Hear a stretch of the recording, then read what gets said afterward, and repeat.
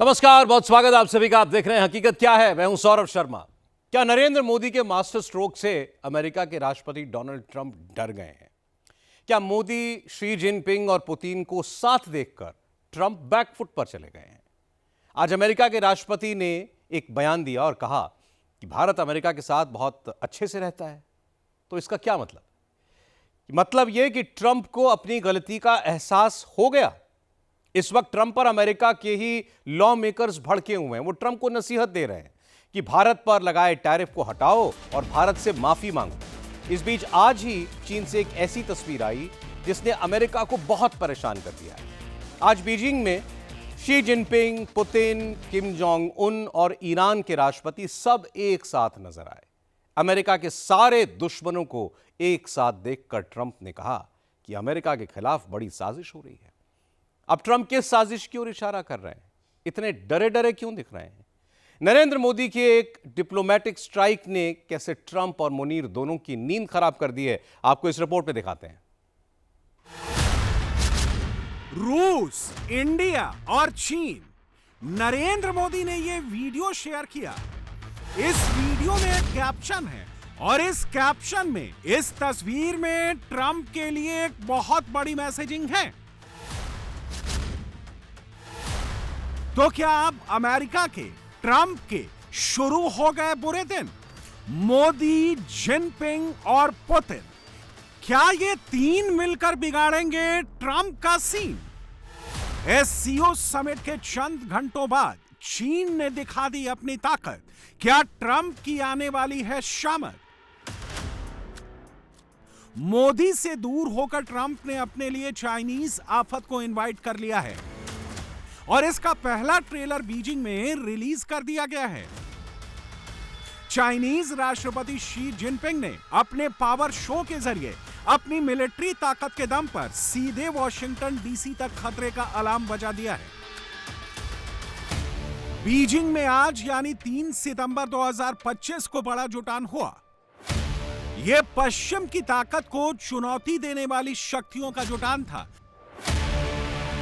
या यूं कहिए कि अमेरिका के कट्टर दुश्मनों का जमघट लगा था। मौका था चीन में विक्ट्री डे मिलिट्री परेड का। जिनपिंग ने इस परेड में डोनाल्ड ट्रंप के कट्टर दुश्मनों के लिए रेड कारपेट बिछवाया था।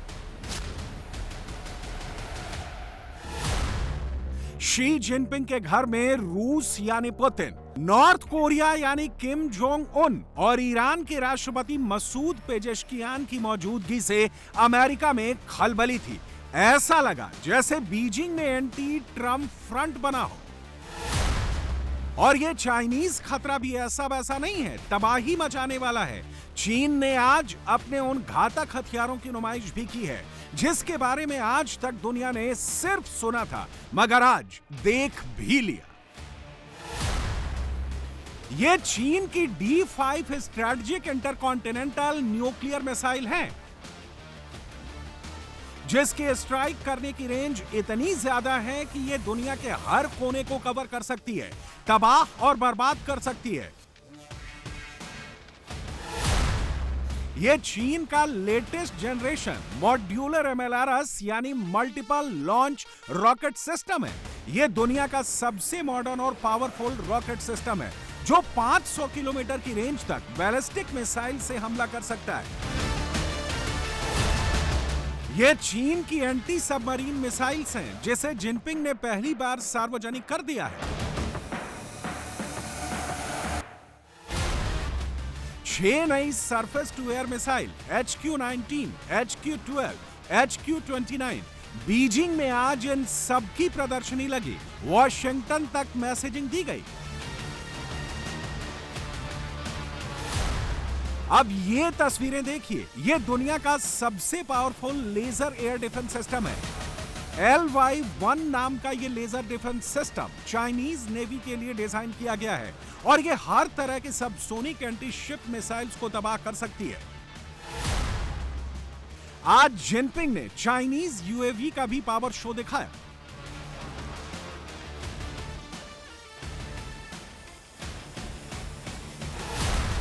चीन ने आज पहली बार अपनी फुल न्यूक्लियर पावर का भी लाइव डेमो किया। इनमें से कुछ मिसाइल्स की रेंज तो 15,000 किलोमीटर या उससे ज्यादा भी है।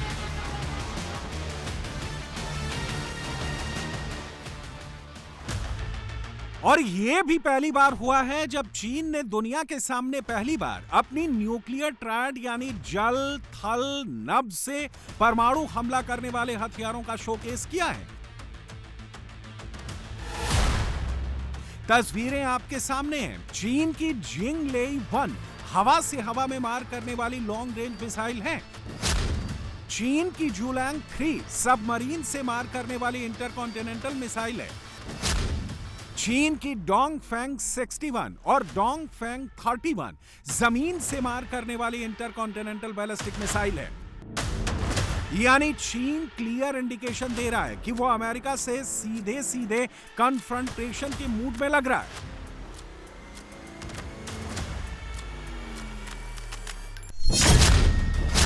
आने वाले दिनों में ये टेंशन और बढ़ेगी क्योंकि चीन अब अकेला नहीं है। ट्रंप के टैरिफ वॉर के खिलाफ मोदी, जिनपिंग और पुतिन इकट्ठे हो गए और अब तो हिंदुस्तान के कट्टर दुश्मन भी भारत की ताकत को समझने लगे हैं।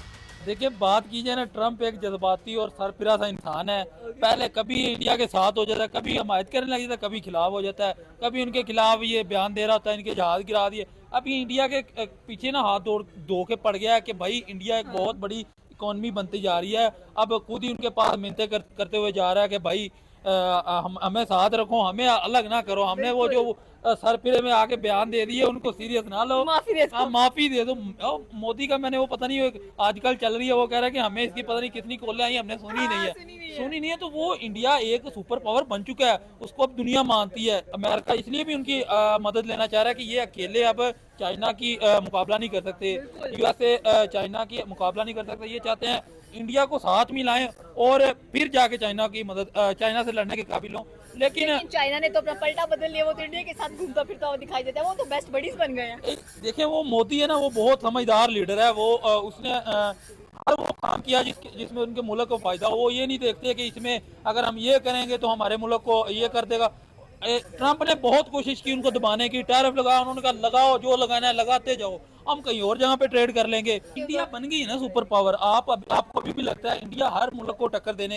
अब वो पाकिस्तान को लोग बात करते हैं पाकिस्तान इंडिया की जंग, वो पाकिस्तान से जंग लड़ना ही नहीं चाहते। वो कहते हैं इन्होंने अपनी मौत खुद ही मर जाना है। तो वो जो छोटी मुल्कों के साथ वो बात करते हैं। अब वो रशिया, अमेरिका, चाइना, हर मुल्क को, बड़े मुल्क को वो आंखें दिखाते हैं। तो वो सुपर पावर बन चुके हैं। ये जो ट्रंप है ना, इसका सारा हिला हुआ है, उसको वो मर्द वगैरह है, इसलिए ऐसी बैकी बातें करता है। 4 बार कॉल का जवाब ना देना, ये 4 बार एक सुपर पावर का फ़ोन आ रहा है आपको और आप उससे बात नहीं करते, इससे प्रेसिडेंट ट्रंप मजीद गुस्से या इश्तियाल में आकर भारत के खिलाफ इक़दामात या ज़ाती तौर पर नरेंद्र मोदी के खिलाफ कोई अहकामात जारी कर सकते हैं?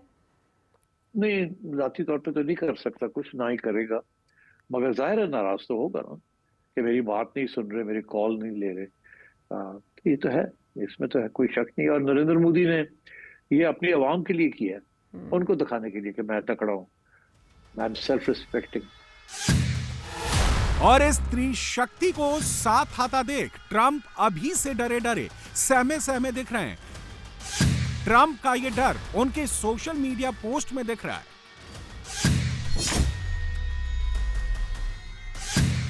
चीन के विक्ट्री डे परेड पर ट्रंप ने ट्रुथ सोशल पर एक पोस्ट किया और आखिरी लाइन में जिनपिंग को लिखा कि चीन अमेरिका के दुश्मनों को इकट्ठा करके एक साजिश रच रहा है।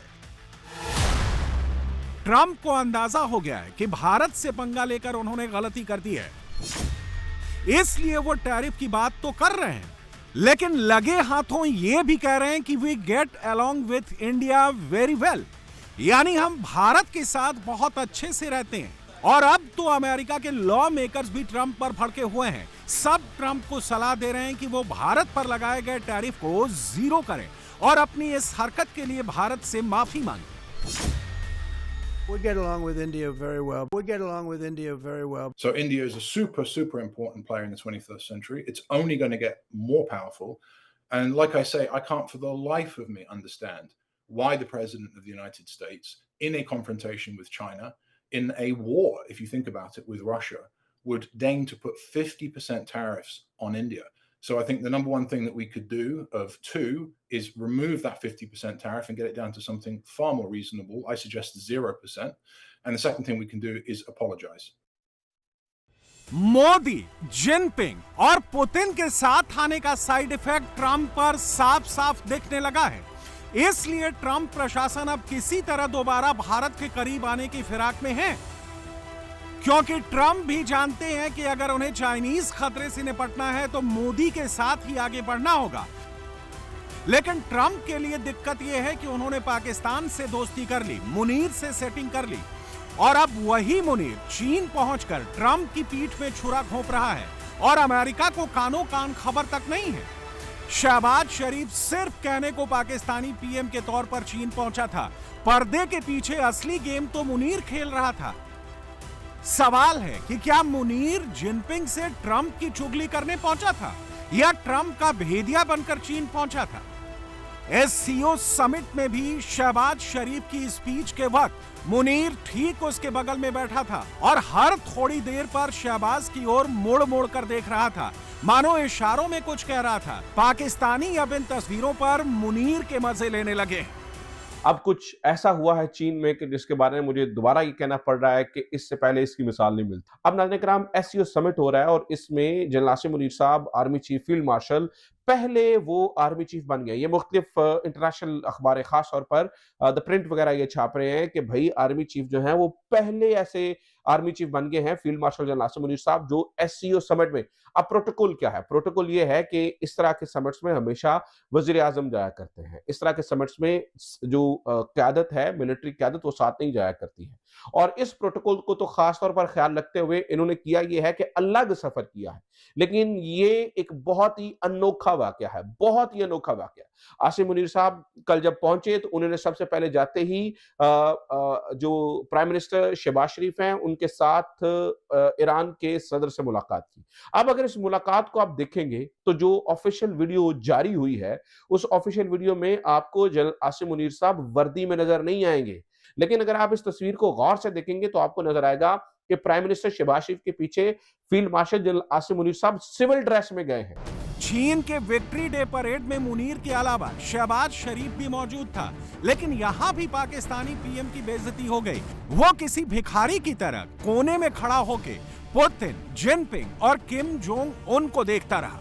इसके बाद जब ग्रुप फोटो की बारी आई तो यहाँ भी शहबाज सेंटर में नहीं, चुपचाप अकेले दूर कोने में खड़ा दिखा। पाकिस्तानियों ने इन तस्वीरों पर भी अपने पीएम के मजे ले लिए। शहबाज शरीफ ने जो हरकत की है, भाई तुझे नजरअंदाज कर दिया तो रह जा। भाई जब कोई वजीर आजम के तौर पे अपने आप को किसी दूसरे मुल्क में जाकर पेश कर रहा होता तो यकीन जानिए कि वो पूरी कौम की दरअसल दूसरों की नजर में नुमाइंदगी कर रहा होता है। हालांकि ना शहबाज शरीफ आपका नुमाइंदा है, ना मेरा नुमाइंदा है, ना 25 करोड़ अवाम का नुमाइंदा है। वो अगर नुमाइंदा है तो करप्ट माफिया का और या फिर GHQ का नुमाइंदा है जो लेकर आए हुए हैं उसे। कौम का नुमाइंदा तो वो नहीं है, लेकिन फिर भी ये तो है हकीकत, असल हकीकत। लेकिन वो जो हकीकत समझता है वो तो यही है ना कि ये वजीर आजम आया हुआ है और पुतिन के पीछे भाग रहा है। जरा देखिएगा, वो इतने छोटे लोग हैं, इतने घटिया लोग हैं, इतने इज्जत से आरी लोग हैं, ये सफारती अदाब तक से वाकिफ नहीं है। हमारे वजीर आजम का सेल्फ कॉन्फिडेंस जो है वो देखिए, लबो लहजा देखिए, खड़े होने का अंदाज देखिए, आंखों के देखने का आई कनेक्ट जो होता है वो देख लीजिए। भाई एक पर्सनैलिटी होती है वज़ीर आज़म की, एक मेयार होता है, एक कॉन्फिडेंस होता है। वो तो चीज़ें हमारे पास हैं नहीं है, तो फिर तबसरा क्या करना जो लोग 6-6 महीने सोते नहीं हैं। वैसे पाकिस्तान में मजे सिर्फ शहबाज और मुनीर की आज की तस्वीरों पर नहीं लिए जा रहे। पिछले 48 घंटों से नॉन स्टॉप शहबाज शरीफ की टांग खींची जा रही है और उसकी वजह है ये तस्वीरें, जब नरेंद्र मोदी और पुतिन ने पाकिस्तानी पीएम को इग्नोर किया था और शहबाज खड़े खड़े आंखें फैलाकर मोदी की ओर देख रहा था। ये कर दिया है हाल इस मुल्क का इन बेशर्मों ने। देखो आप लोग कि हमारा वजीर आजम कैसे खड़ा है, ऐसे जैसे भीख मांगने वाला हो, और नरेंद्र मोदी और पुतिन साथ से गुजरे जा रहे हैं। भाई लोग एक दूसरे के साथ तजारत उनके साथ करते हैं जिनके पास कुछ हो।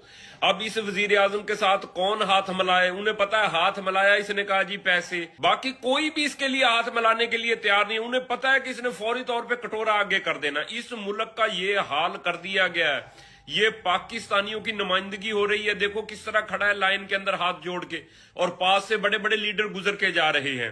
ये है औकात। हमारे इस वक्त हालात हैं जी, हमारे वजीर आजम के साथ कोई हाथ मिलाने के लिए तैयार नहीं है। पाकिस्तान के प्राइम मिनिस्टर शहबाज शरीफ वहां पे पहुंच गए हैं चाइना, और अब आप देखिएगा कुछ ना कुछ होकर रहेगा, कुछ ना कुछ जरूर होगा। मैंने कहा कि जी मोदी साहब जो मर्जी कर लें, शहबाज साहब पहुंच चुके हैं वहां पे, अब देखिएगा वो कैसे तख्ता उलटते हैं। देखिए उसी दिन एक और तस्वीर आई थी जब जिनपिंग और पुतिन ने ग्रुप फोटो के बाद शहबाज को इग्नोर किया था। तब शहबाज जी हुजूर करते हुए जबरन पुतिन के पीछे पड़ गया था। 48 घंटे से ज्यादा हो गए, लेकिन पाकिस्तानी इन तस्वीरों को देखकर अभी भी अपने पीएम को गालियां ही बक रहे हैं, मोदी से सीखने की नसीहत दे रहे हैं।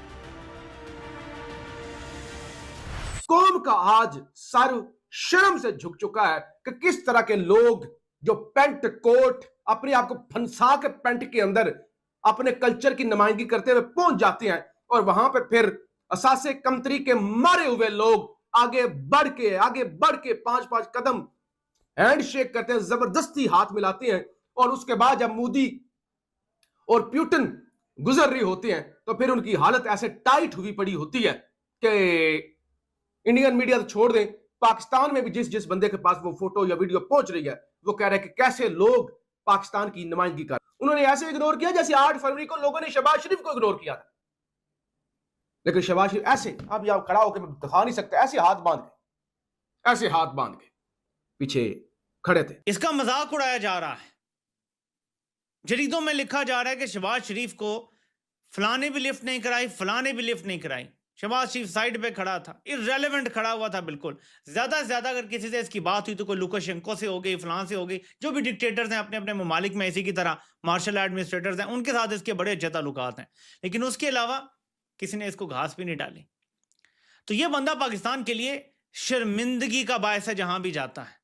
हम इससे ज्यादा नीचे क्या जा सकते हैं मेरे पाकिस्तानियों? हम जा सकते हैं। अभी तो मोहसिन नकवी भी बैठा है, मरियम नवाज भी है और बिलावल, तो हम इससे भी नीचे जा सकते हैं। और अगर कंपनी इसी तरह चलती रही और आवाम खड़ी ना हुई तो हम जाएंगे। ये मेरी आज पेशन को याद रखिएगा, हम इससे भी नीचे जाएंगे, अभी कोई एंड नहीं है। जिस तस्वीर ने सबसे ज्यादा तूफान मचाया वो चीन के सदर शी जिनपिंग, पुतिन और मोदी की एक साथ हाथों में हाथ डाल गए। ये तस्वीर आलमी सियासत और मुआशी असरात का एक आईना है। ये फुटेज जो सबसे ज्यादा वायरल हो, जिसमें नरेंद्र मोदी बाकायदा सदर पुतिन के कानों में सरगोशियां करते हुए एक दूसरे के साथ शहबाज शरीफ के सामने से ऐसे गुजरते हुए से नजरअंदाज कर रहे हैं जिस तरह पाकिस्तान की अवाम ने 8 फरवरी को एस्टेब्लिशमेंट की इन तमाम जमातों को नजरअंदाज किया। पुतिन नरेंद्र मोदी को जफियां लगा रहा है, हाथों में हाथ डाल रहा है, और शहबाज शरीफ से लटक के उचक कर मेरा नाम शहबाज शरीफ बताने की कोशिश कर रहा है। वैसे पाकिस्तानी चाहे अपने पीएम को कितनी भी गालियां दे ले, उसकी भीख मांगने की आदत नहीं जाएगी। तभी तो शहबाज पुतिन के सामने बैठकर रूस पाकिस्तान के रिश्तों को मजबूत करने की भीख मांगने लगा। पुतिन ने यहां भी शहबाज को भाव नहीं दिया। रही बात हिंदुस्तान की, तो मोदी जिनपिंग और पुतिन के साथ मिलकर नए ग्लोबल ऑर्डर वाले प्लान पर काम शुरू कर चुके हैं। ट्रंप को भी झटका दे चुके हैं और आतंकवाद के खिलाफ जिनपिंग को भी अपने पाले में करके पाकिस्तान की नींद उड़ा चुके हैं। वैसे पाकिस्तान के लोग इन दिनों नरक की जिंदगी जी रहे हैं। पंजाब में 40 लाख लोग सड़कों पर रात गुजार रहे हैं। सिंध में 5 लाख से ज्यादा लोग पानी में डूबे हुए हैं। खैबर पख्तूनख्वा से लेकर बलूचिस्तान तक सब पानी पानी है। 4 राज्यों में लाखों लोगों के पास खाना नहीं है, पीने का पानी नहीं है। शहबाज हुकूमत से जब लोग सवाल पूछते हैं तो उन्हें कह दिया जाता है कि मोदी ने लोगों को डुबो दिया, ये मोदी बदला ले रहा है, हम कुछ नहीं कर सकते। मोदी का नाम लेकर शहबाज, मुनीर और मरियम अपनी इमेज चमकाने की कोशिश कर रहे हैं, लेकिन पाकिस्तान की जनता को अब सब समझ भी आ रहा है। लोग कहने लगे हैं कि अच्छा होता हम हिंदुस्तान में ही होते।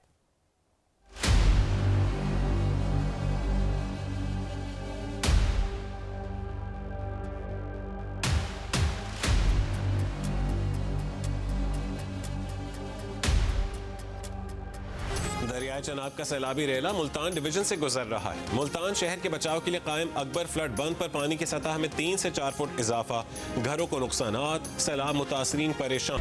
पाकिस्तान के अंदर सबसे बड़ा सैलाब घुस चुका है। पंजाब, सिंध, खैबर पख्तूनख्वा और बलूचिस्तान पाकिस्तान के 4 बड़े सूबे डूब चुके हैं। बाढ़ से हाहाकार मच गया है। लाहौर पानी से लबालब है। मुल्तान में त्राहिमाम मचा है।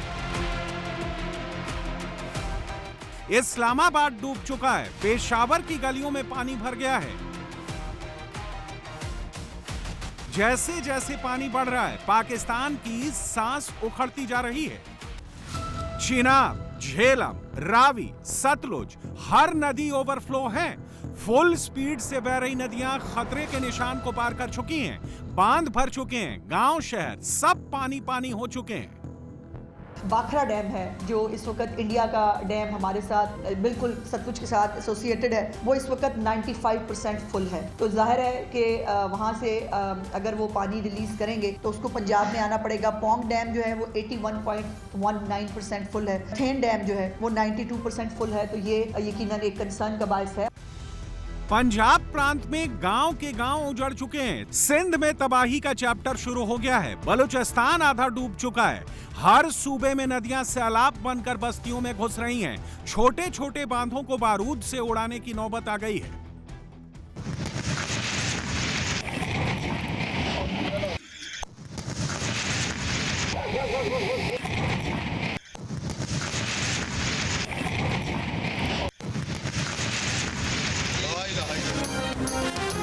कमालिया में दरिया रावी पर हेड सिधनाई पर पानी का दबाव बढ़ने पर माई सफूरा बंद तोड़ दिया गया। बारूदी मवाद से धमाका। पीर महल के 12 देहात डूब गए। पाकिस्तान की बाढ़ में 1-2 गांव नहीं डूबे हैं। 40 लाख लोगों के घर पानी में डूब चुके हैं। लाखों लोगों के पास खाना नहीं है।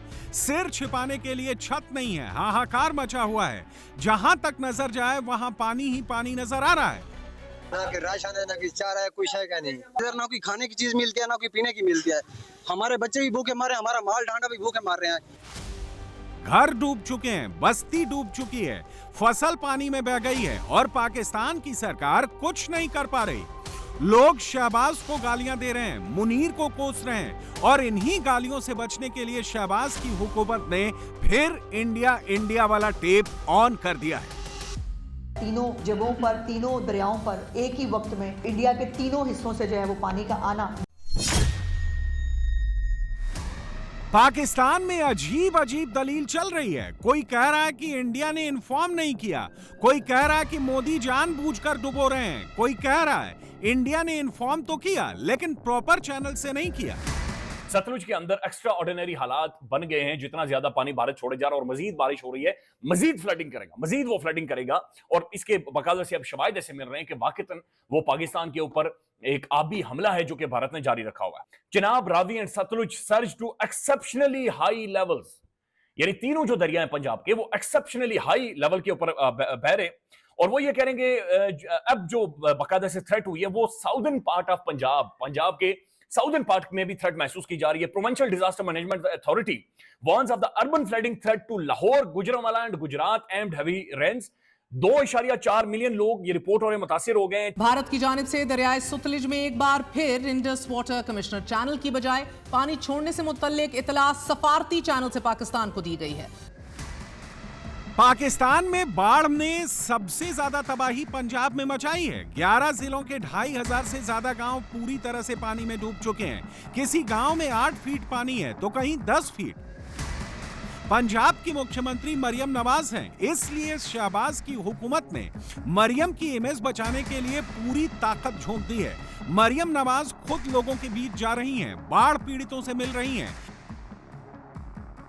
पंजाब में नावें उतार दी गई हैं, ड्रोन उड़ाकर रेस्क्यू का दिखावा किया जा रहा है।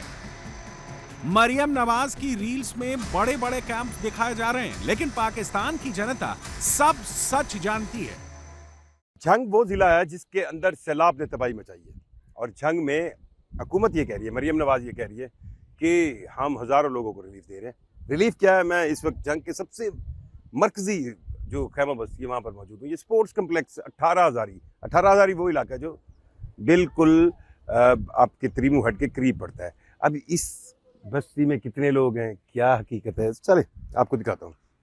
ये जनाब खैमे लगे हुए हैं। अब हम आपको बताएं, ये खैमे लगे हुए हैं और खैमों की मेजॉरिटी खाली है। ये एक खैमे में दूसरे खैमे में एक बच्चे को ये बिठाया गया है। ये भी हमारी आमद हुई है तो बिठा दिया गया। चले आपको आगे चलते हैं, ये दिखा। तो ये पूरी खैमा बस्ती। अब सैलाब से मुतासरा हज़ारों अफराद इस डिस्ट्रिक्ट के अंदर मौजूद हैं।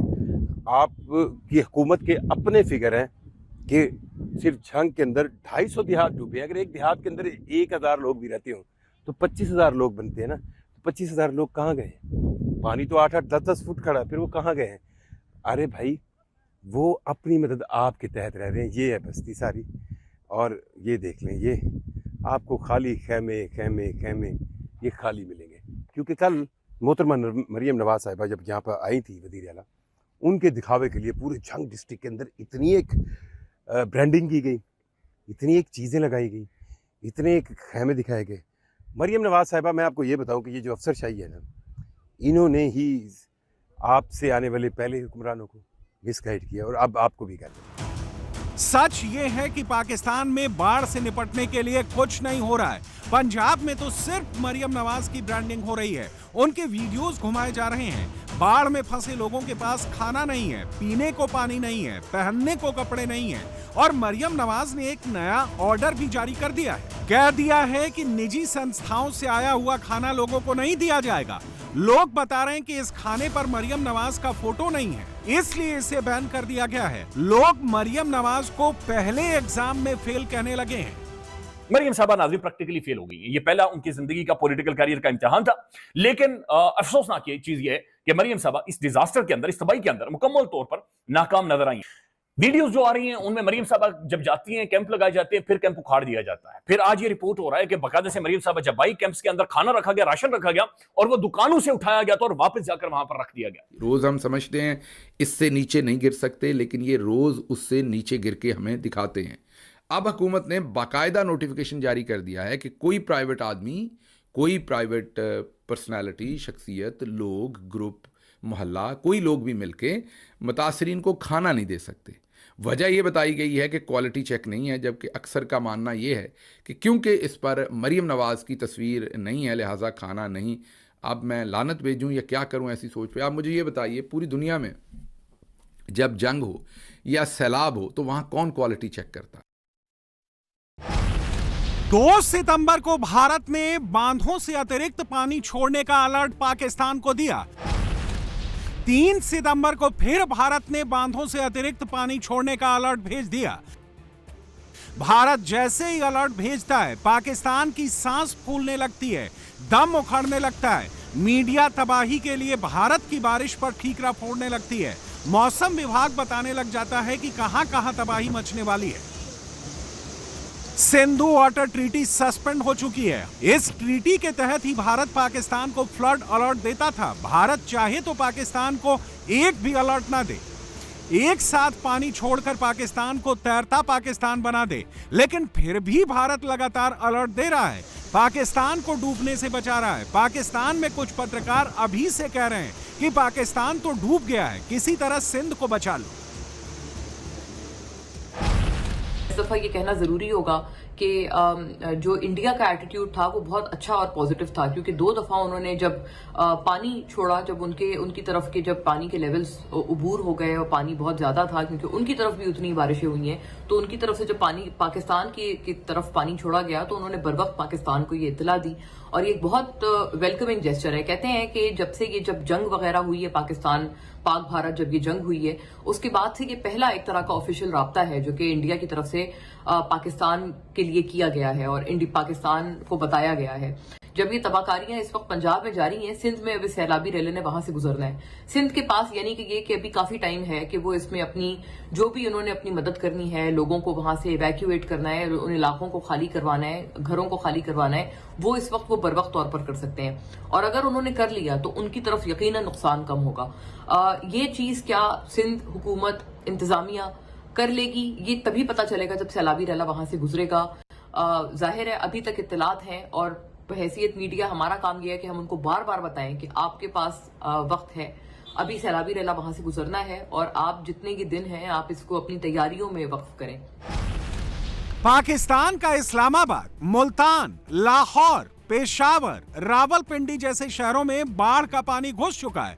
1/3 हिस्सा बाढ़ की चपेट में आ चुका है। इस बाढ़ से बचने के लिए पाकिस्तान को डैम बनाने थे, वाटर स्टोरेज के इंतजाम करने थे, लेकिन पाकिस्तान की हुकूमत ने कुछ नहीं किया। 75 साल में या तो नेताओं ने अपनी जेबें भरी या फिर आतंकवादियों की तिजोरी, और जैसे ही बाढ़ आई इंडिया इंडिया चिल्लाना शुरू कर दिया।